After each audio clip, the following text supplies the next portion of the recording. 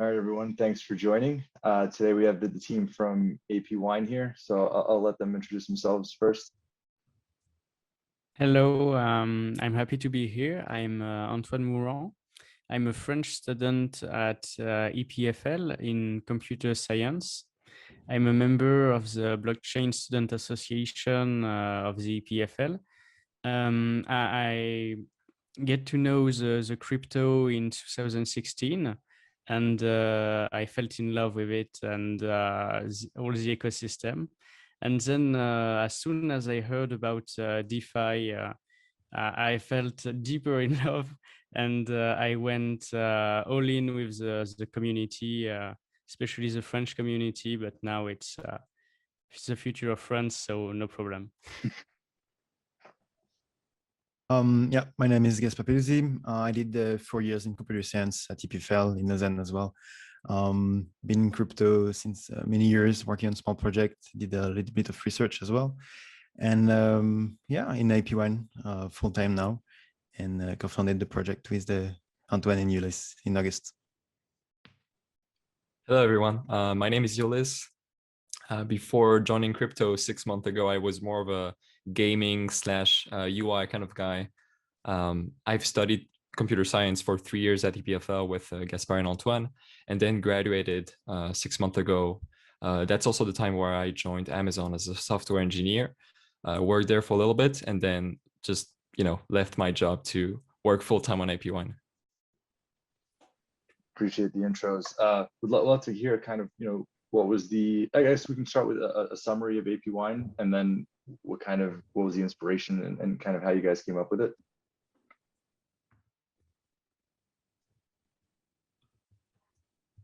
For sure. So APWine is, to put it in simple words, is the protocol for yield tokenization on Ethereum. So the idea is that we have been seeing crazy APYs, so interests last summer, and we're still seeing APYs with 3 digits, 4 digits. But there is no product yet to bet on that speculation, on that variation of APY. So what we allow you to do is deposit your assets on APWine and basically lock your assets to mint future yield tokens that you will be able to speculate on. So you will basically be able to speculate on the future yield. And the idea came, long story short, we were kind of drinking a glass of wine at EPFL shortly before graduation and before the exams were over. And we just wanted to start a project in DeFi because of all the possibilities and all the endless capabilities of DeFi. We really wanted to also bring our stone to the ecosystem. So that's when we started to think about projects, and the idea for trading future yield just naturally came to us when we witnessed those crazy APYs. Now for the wine part, it was mostly a wordplay because we were having a glass of wine and we're all French, all from France, so it just came obvious to us. Just told everyone that we were drinking during exams. At the end, please don't do it at the same time. Only at the end. No, absolutely. And can we, I guess let's dive into how the mechanics work and yeah, what exactly are the components? Yeah, for sure. So the basic user flow of APWine, the first step is that you deposit your interest-bearing tokens, so your IBTs on APWine. This can be ADAI, iFarm, anything that generates yield over time can be deposited on APWine. Now, you want to deposit on a fixed time period. So if you want to deposit for 1 month, you can do that. You can also deposit for 1 year or anything that APWine supports. We have these things called futures. It's a pair of an interest-bearing token, a platform, and a time period. So let's say you deposit ADAI on the 1 month period on APWine. In exchange for that deposit, so basically locking your assets for 1 month, you get what we call FYTs, future yield tokens. These future yield tokens represent the yield that will be generated by your assets at the end of the period. So you're free basically to trade them, to sell them through the AMM, send them, do what you want with it. These are regular ERC20 tokens. The specificity of these tokens is that the holder of the FYT can redeem the yield at expiration. When the future ends, when the period ends, so at the end of the month, you will be able to claim the FYTs and get the yield in return. That means that you can sell your FYTs, so basically sell your future yield, and whoever has that FYT can redeem the yield at the end. This is the basic user flow. Got it. And who do you imagine, I guess, would be some of the participants that would likely take advantage of this model and really be your power users in the beginning, at least? Right. So at the beginning, of course, we're focusing on farmers, arbitrators, not only, but also, you know, it could be also people from outside DeFi world. So people who want to basically hedge their risk, but also speculators on that yield. Got it. And in terms of, I guess, what are going to be some of the starting tokens you're launching with, and do you envision this expanding, or do you kind of see this more so having a lot of kind of concentration of liquidity around a handful of popular pairs? Yeah, Antoine, do you want to go?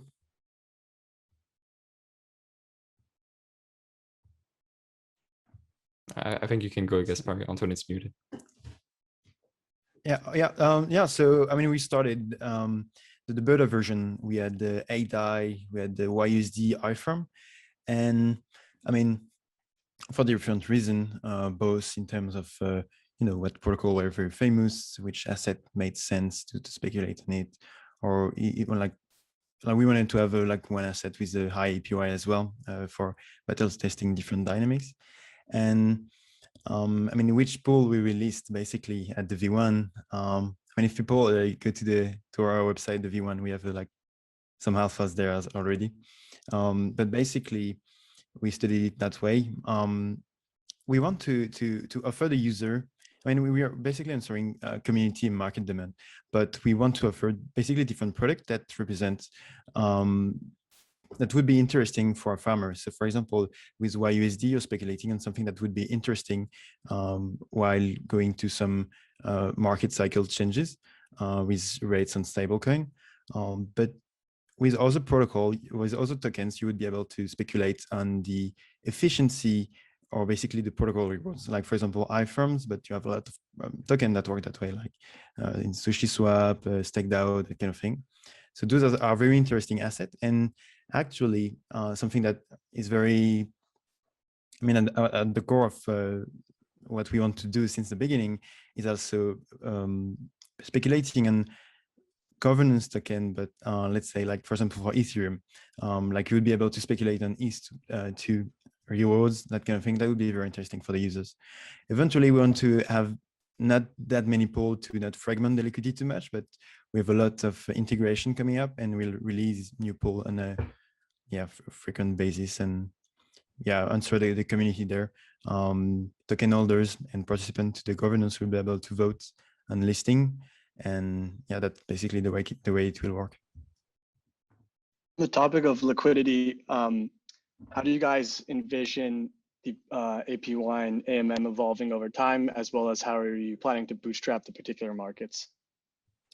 So our upcoming roadmap will begin with the V1 launch with several platforms integrated. You can see them already on our teaser on our website. But what we are thinking about is maybe having new products like tokenizing vested tokens.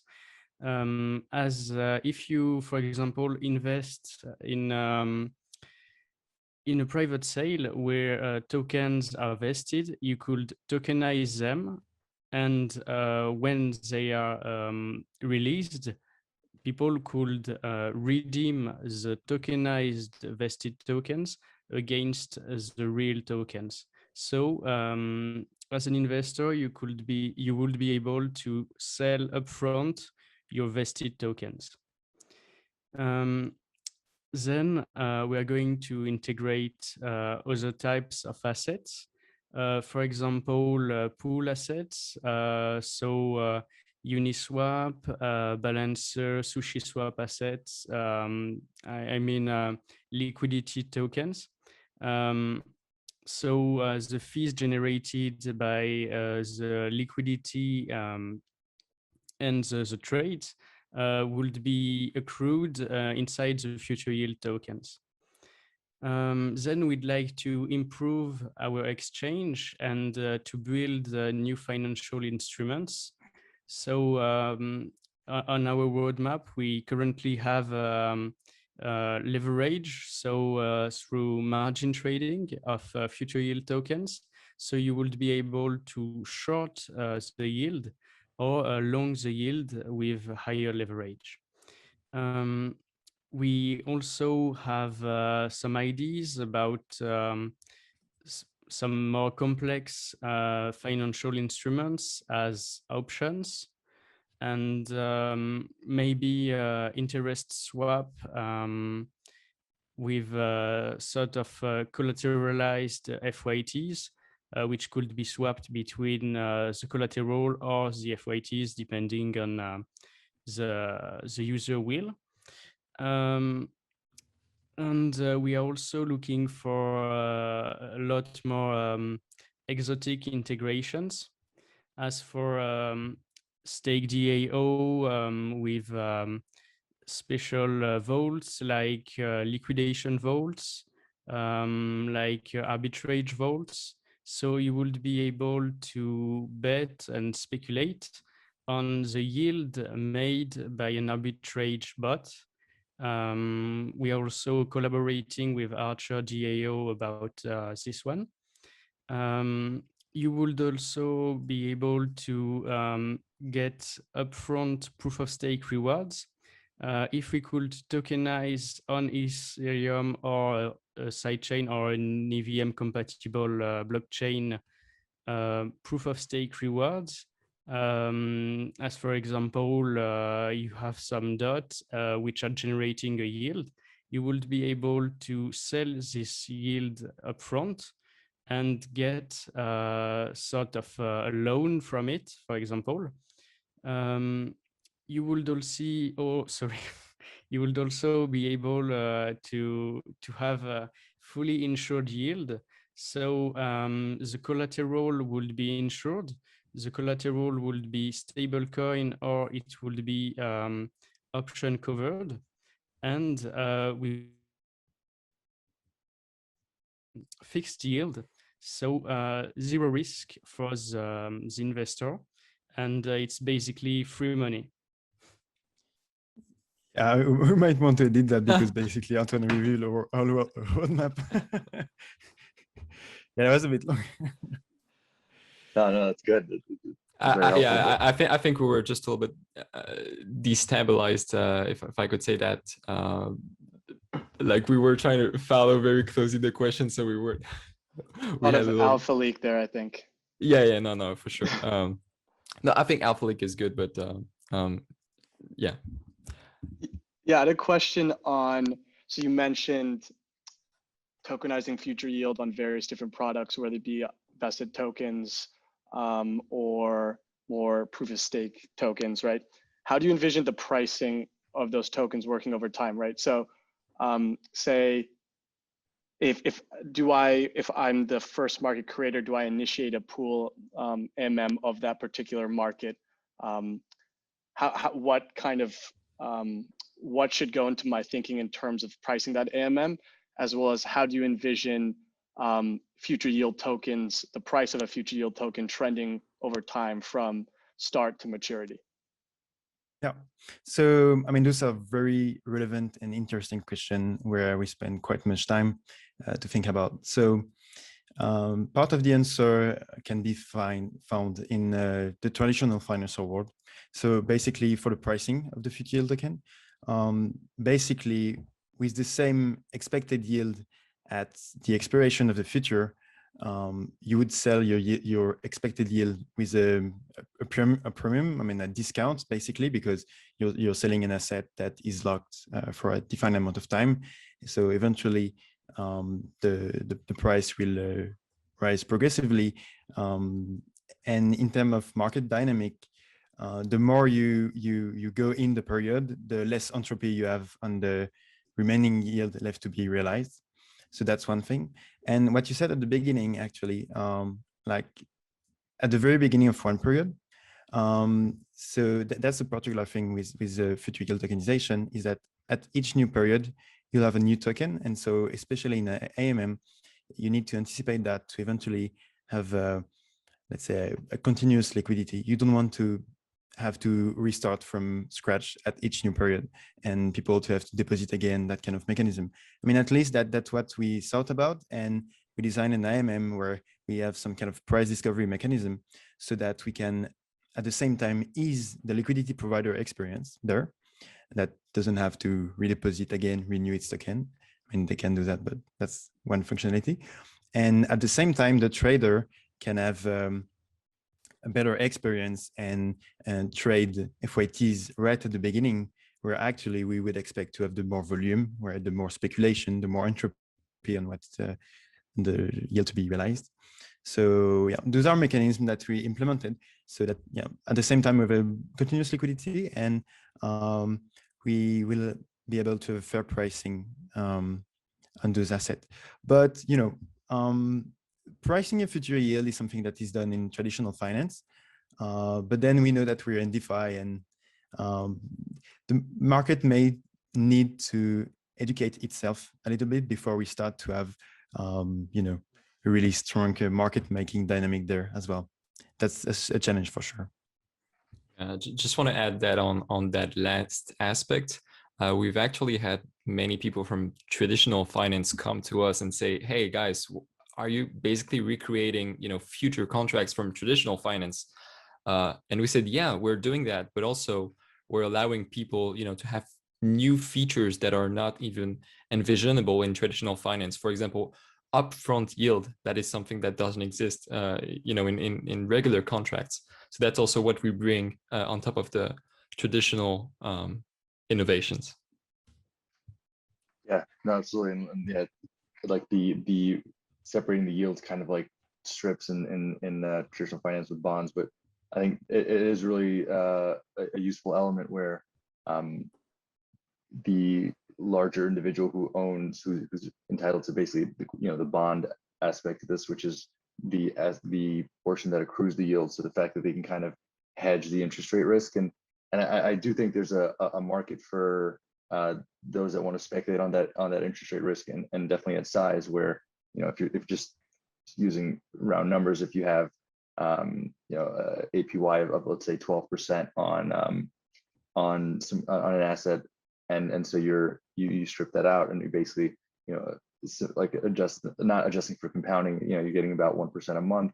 The idea is there's, even if 1% isn't significant, that if those rates increase to, you know, let's say 18%, now Absolutely. the individual who speculated on the interest rate actually gets 50% gain. So there is kind of a material amount of gain to potentially be had speculating on those interest rates, and potentially, you know, it could be a different way to speculate on markets themselves. If you have a, you know, direction that you think markets are going to go, and an opinion on how demand for borrowing and lending will adjust for that, I think it definitely creates a really new avenue and another kind of really useful building block for the space. Absolutely. And yeah. So pretty good. Actually, trading yield can be very profitable if we look at the numbers that, for example, Aave, a big player like Aave has on ADI. You can see APYs ranging from 5% to some days to 20% on some other days. So there is a huge, you know, amount of opportunity for arbitraging here and profiting for speculators.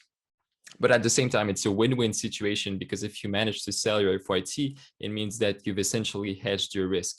So that's, you know, a win-win situation for both parties. I think that's where the beauty of this future contract lies.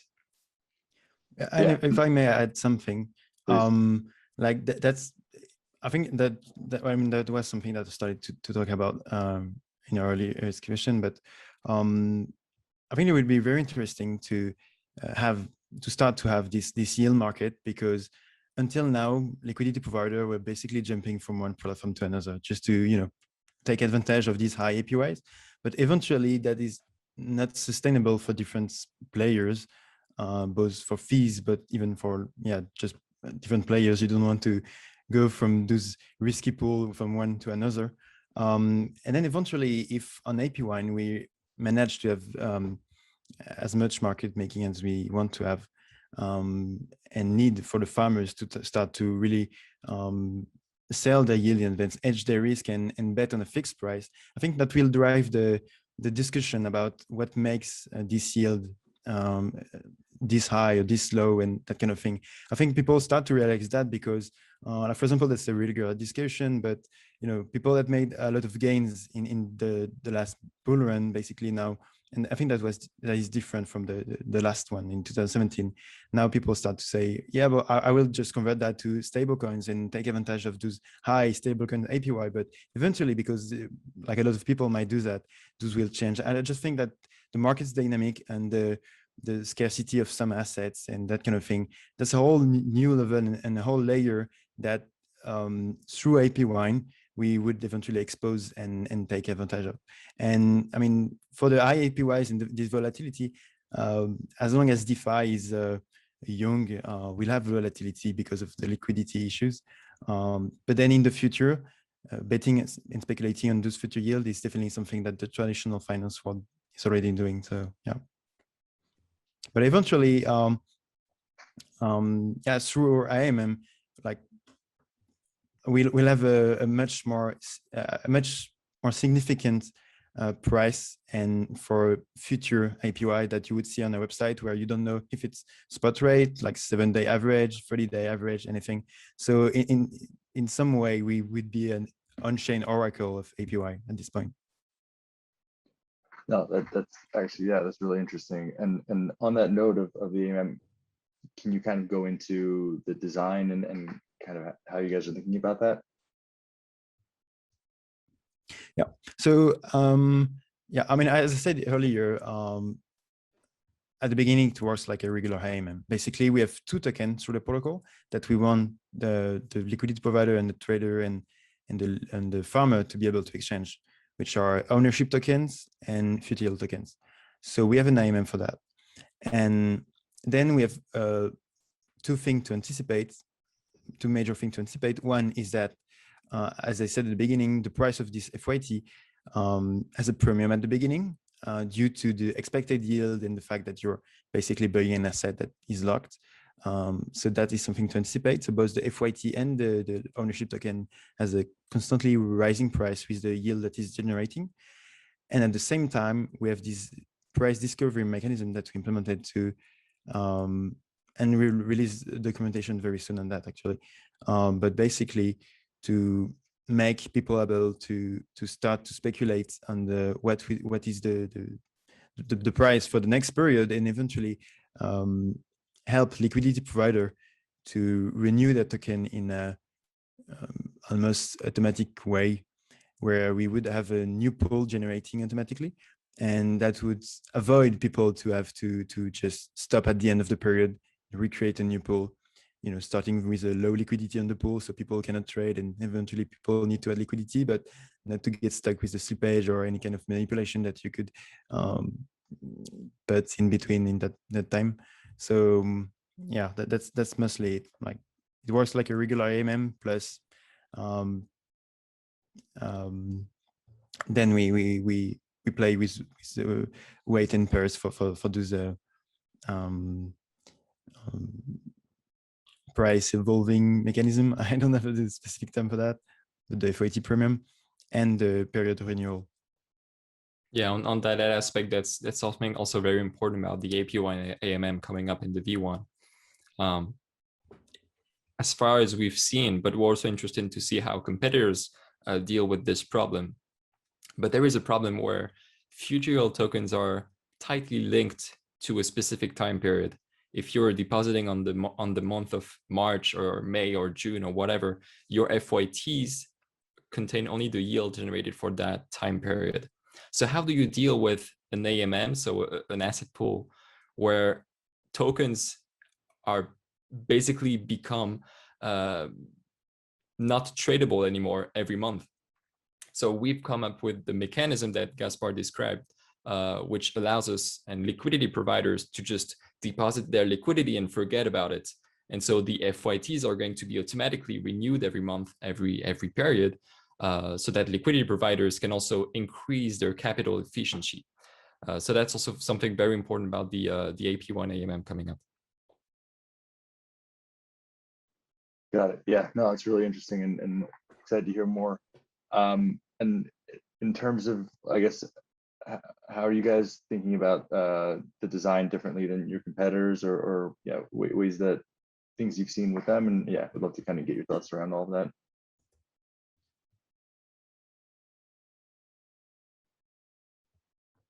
So compared to the competitor, we haven't exactly focused our comparison between the APY, the AMMs, but we can tell the main differences between our protocols.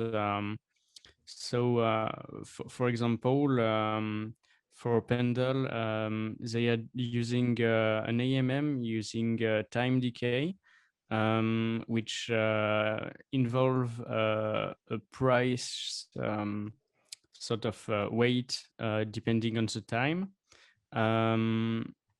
But it might be not as much as composable as our solution. But since we haven't seen the product right now, we can't say anything. For example, we also heard a lot about Swivel Finance. So they are focused on interest swaps. So not exactly our main, our core product. And so the biggest one that we heard a lot of, it's Alchemix. And so I came up with a sort of a definition of what we could do with APWine and what we can do with Alchemix. So what is Alchemix exactly? It's like sort of you can take a loan from a chosen amount between 0 to 50% of your collateral, but you don't know and you'll never know when your loan will be reimbursed. On the other side, with APWine, you directly know when your loan will be reimbursed, but you can't exactly choose the amount you're having, you're borrowing. Sort of when you sell your future yield token, it's sort of a borrowing. And so it depends on the future yield token price. Yeah, so essentially that's for the future yield because of how APWine works with the AMM. But again, because of APWine's composability, we've actually had a beta right now that lasted for 3 months on mainnet. And on that beta, although it's not the most convenient for mainnet, we've had an order book exchange.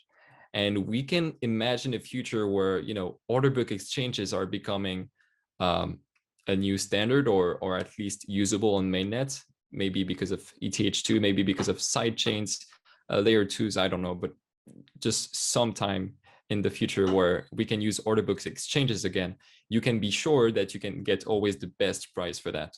In the meantime, you will, you know, use the AMM on APWine and obviously sell your FYT at the price of the market.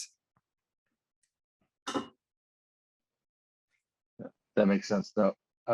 And just to kind of dive into the token element a little bit, would love to talk through how you guys are thinking about the functionality, and we can dive into some of the other elements as well. Yeah, for sure. So the APWine token actually, we have Julien Bouteloup as our angel. He's helped us a lot on the design and the tokenomics of APW as well. So we've been following since the beginning a model very similar to Curve. I like to mention it because it's a model that has shown that it's working. There was a beginning where people doubted it a little bit, but now it's showing its strength.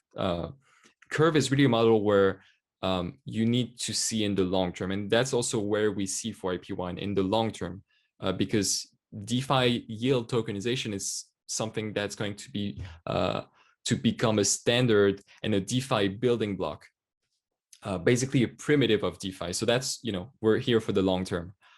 So the tokenomics are based mostly on curve. There will be liquidity mining, liquidity incentives for the AMM, because we need that liquidity for the protocol to work and to be, liquid and flawless in the user experience. So that's where we're aiming at. And there will be, sorry, go ahead. No, please go. If we're going to be talking about, the specific mechanisms for APW, there will be, governance locking. So you will be able to lock your APW for a fixed duration of time and receive vested APW. So voting, escrow, APW in exchange, very similar to how Curve works. And that will give you voting power on the governance, but also rewards from the protocol, both from the protocol fees that we take, that APWine takes from all the yield that's generated, but also from the AMM. There will be swapping fees, and a small part of that will be reversed to APW, vested APW holders. Yeah, no, that makes a lot of sense, and it's certainly a great way to create long-term incentive alignment. And I think it's obviously very transparent, which is incredibly helpful, and it creates a lot of stability. So for sure, and we've also seen there's actually a high percentage of Curve tokens being locked in voting escrow right now, and I think that's something very beautiful. It's something that all protocols should aim for. It's the beauty of people believing in the project so much that they lock their tokens for years and years, and just, there's even perpetual strategies for CRV, so you perpetually renew your lock-in period on Curve. And I think that's something really nice, and that people can vote on the governance, and there's so much governance votes on Curve.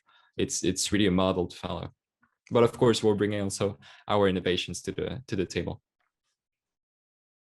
Yeah, no, that makes sense. And do you think there will be also, are you planning on incentivizing individuals to tokenize their yield as well, aside from just the secondary market liquidity, or the FYTs, which are the yield, the tokenized yield token?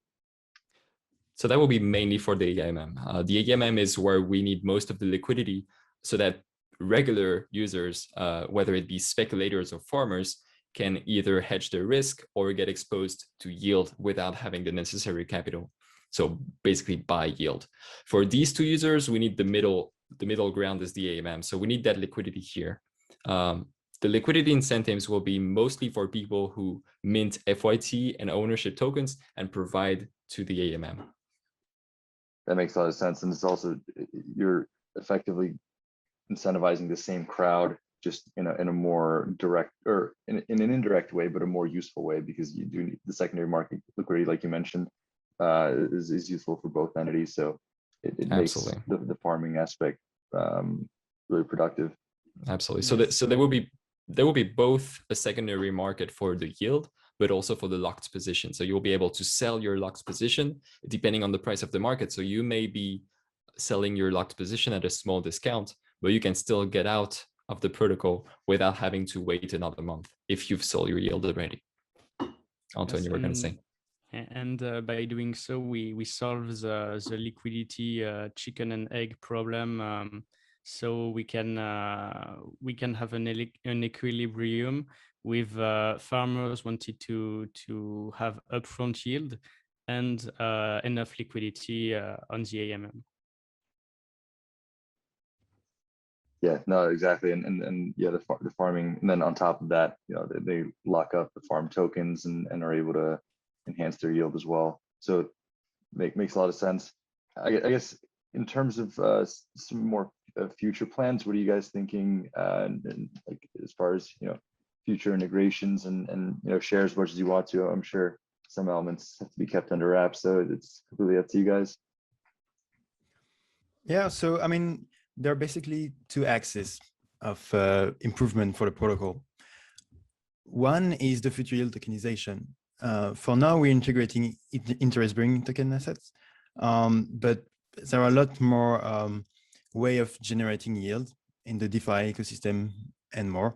So staking, we have pools token that are very interesting as well, and which actually generates other types of reward as well. I mean, you have yield that you have instantly, like in Aave, but then eventually you'll have locked token, vested yield, that kind of thing that we want to be able to tokenize, having several future yield tokens, selling your token, your vested yield and sushi swap, that kind of thing. And the other direction is more because APWine is a protocol to tokenize future yield, but also a future yield marketplace. So there we need to improve different mechanisms in the AMM, integrates, reintegrates order book mechanism, allow other thing like margin trading, but also, and that's like what Ulysse said earlier, we are quite in discussion with people that are working in traditional financial world, because even if we had the idea of tokenizing future yield without having any idea, to be transparent, that was existing in the traditional financial world, it's still very interesting to see what is existing there and what kind of instrument can we bring. So not only futures on yield, but options, swap, I mean, other types of contract, different types of duration, having more flexibility to jump from one to another or to combine both, because that's the beauty of DeFi. Is like it's really like a Lego game to just plug two things together and eventually it works, or it doesn't, we'll see. But like that's definitely one direction that we are exploring and want to pursue. Got it. No, that's really interesting. And just trying to think through. So, do you guys anticipate some of the more degen yields also being an option, or is that going to be a bit more difficult to kind of get that secondary market liquidity you refer to, or maybe that's a bit further down the line once you have the ability to use the more advanced AMM, or potentially even go down the order book route with based on the ability to kind of scale that. Define degen. Yeah, that's fair. Yeah, I guess two out. So obviously you have the stable coin yields and even ETH and some other assets, but I guess we'll do two types of degen yield. So on one you have the yield farms that kind of pop up and might last for a few months, and then also situations where for example like Sushi's moving to Matic, and they offer pretty solid yields on some more standard assets. So which also actually, and then I have another question afterwards. So yeah, everything is possible with APWine. First, that's what I want to say. But also, even if it's possible, the liquidity needs to be there, right? So although it's possible, what interesting challenge and what's interesting to see where the market will go is what the discount will the market price. So for example, if you get 1,000% APY on some degen website, some shady, I don't know, platform, it will be interesting to see how far are people going to go to get a short-term speculation on that yield. If you know it's going to go down, then you might ask the person selling you their FYT, yeah, okay, I'm going to buy your FYT, but I'm going to buy them at a 50% discount. So if instead of buying the APY at 1,000%, I'm going to buy it at a 500%. And if it lasts for more than a month, then essentially I'm getting profits. And the other guy is also happy because they hedge their risk, although with a discount. So it's interesting to see where this can also become kind of a betting marketplace. You can bet on the evolution of yield through the exposure to that yield.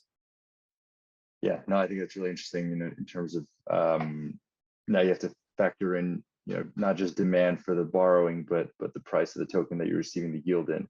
And so on that same vein, do you guys imagine you're going to shift to yield on LP tokens as well as, because right now it's more so lending and borrowing, and so is there an LP element, which obviously would fall a bit more into the degen side in some situations, but I think in a lot of others there is some pretty strong stable yields, and so then you have to speculate on volume and a host of other factors, which I think could get really interesting. Definitely. I mean, right from the beginning, that was definitely one tool, that one type of pool that the farmer is used to in this ecosystem, and eventually we're answering market demand as well, even with the long-term plans, with like replicating traditional finance or that kind of thing. So we integrated interest-bearing token at first because it was easier, because it was more explicit in some ways as well. The complexity of having yield and a pool with different assets, yeah, that's something where we have to make some kind of decision, but that's definitely in our roadmap. Both because that's a very interesting asset to speculate the yield on, I mean, type of pool, but also because those are, I mean, very much used, and they generate types of yield that we think APWine will be able to tokenize, where there are no market currently that is doing it.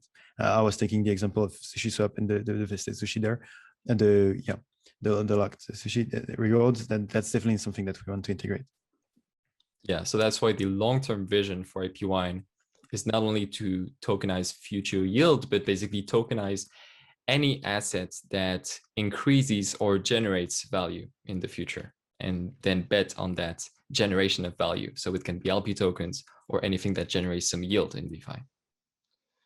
On that note, with a lot of the yield farms moving across to other chains like Matic or Binance Smart Chain, how do you guys see yourself positioning yourself for that type of movement? And do you guys have any cross-chain or multi-chain plans, or is that something that's more further down the line?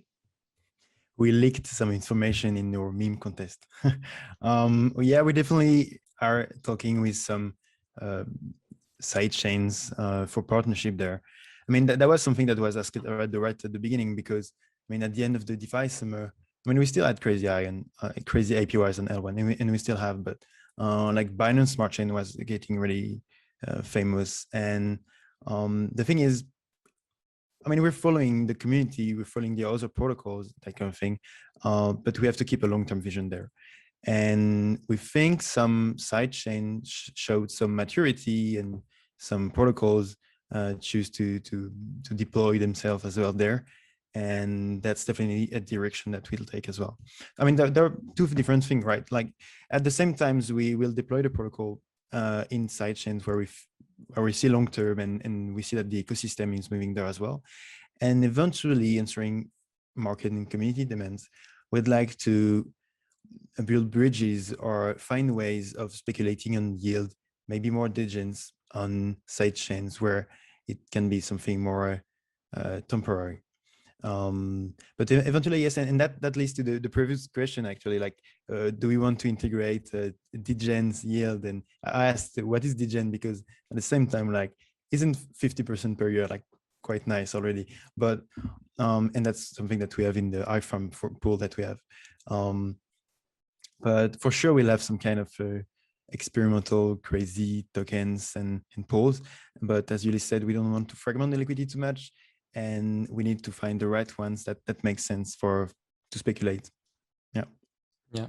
And just want to add that the focus of our team when we develop the protocol, when we develop the interface, and taking all the feedback from the community, is not only that it works, but that also it's, you know, easy to use and convenient to use. And so, as we've seen recently, L1 has become not so convenient to use for some people, which is understandable. And so that's why our main focus is on usability and user experience. So this is why we're also considering and working on sidechains, because who wants to pay $100 to bet on $10 of yield, right? Yeah, that makes a lot of sense. Yeah, it definitely gets prohibitive. And I guess in terms of launch plans, I know you guys are doing an LBP, which this will likely air, since that's starting tomorrow. This will be released afterwards, but just to, comment on you know, why you're going that route, as well as potential airdrop and kind of the thought process around that. Yeah, for sure. Just to complete that last question, the first point is the airdrop. As I said before, our focus is on user experience, and so we didn't burn any steps. We really wanted to go. The project started in August. That's a long way for DeFi. but that's because we were iterating over the protocol versions. We've had 3 versions so far. So there was the 2 alphas, which was in 2020. And then we've had the beta on mainnet, which is currently live but ended. And then we're going to have the V1 launch. During these 3, actually these 2 versions that we've had, there was lots of community feedback on the protocol, on the interface. So that gave us time to iterate and make the best experience possible. That's also why we wanted to reward people who participated in improving the protocol. And so that's why we decided to reward them with an airdrop coming after launch. And Gaspard can elaborate on the LBP. Yeah, so about the LBP, yes, so we saw that a lot more protocols were using it, and we wanted to have a fair price for the community and a sort of an equality for all the community investors to be able to go in, get some tokens, be able to hold them, and then stake them. So yeah, LBP was like sort of a non-choice. Yeah, it's very important to us that whatever we decide to do, the market decides whether it's good or bad. What we do, what APWine does. So that's why the LBP with the price discovery mechanism, the inverse Dutch auction, basically, seemed very obvious to us. So that the market, if they just feel like APWine is not worth it, they could decide to not buy and make the price drop over the 48 hours. We obviously don't expect that, and we don't want that. But we know that the community is going to be supportive and see and share our vision of the project. But at least we give them a chance to express, their feedback on that aspect. So we don't want to force any price. That seemed like the obvious mechanism.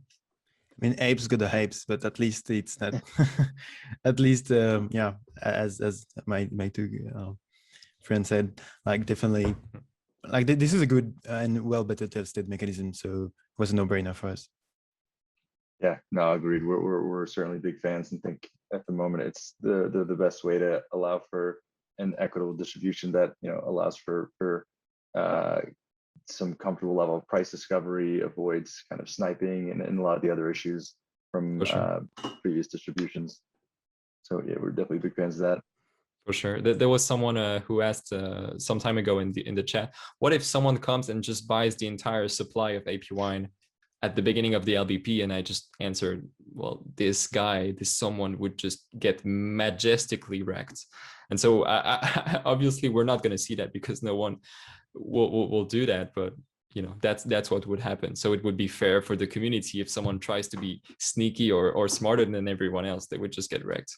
And this is what happens most of the time with Uniswap regular pools. Unfortunately, it's not really made for token launches. So we have witnessed lots of projects getting kind of a kick at the beginning by a bot or some speculator. Yeah, no, the funny thing is, you can inform everyone of kind of how it works, but there's always going to be someone who's not really paying attention, and each time you see, and it spikes at the beginning. It's like, all right, well, that guy's not happy after this. True. No, absolutely, but there's not much you can do about that. Really appreciate the time, guys. Would love to kind of please let everyone know where they can find out more about the project, more about you guys. Yeah, everything along those lines. For sure. So the APWine project has multiple communications channels. We have a Telegram and a Discord group. You can reach us out anytime here if you have any questions on the protocol, how to use the interface, and so on. The main homepage is on APWine.fi. Currently, you can also see a teaser for the V1. It's live on app.apwine.fi, and you can see some of the integrations coming up. Wink, wink. Thanks a lot, guys. Really appreciate you joining and teaching everyone about APWine. This is going to be a good one. Thank you so much, guys. Thank you very much. Thanks, guys. Thank you. Take care. Take care. Take care.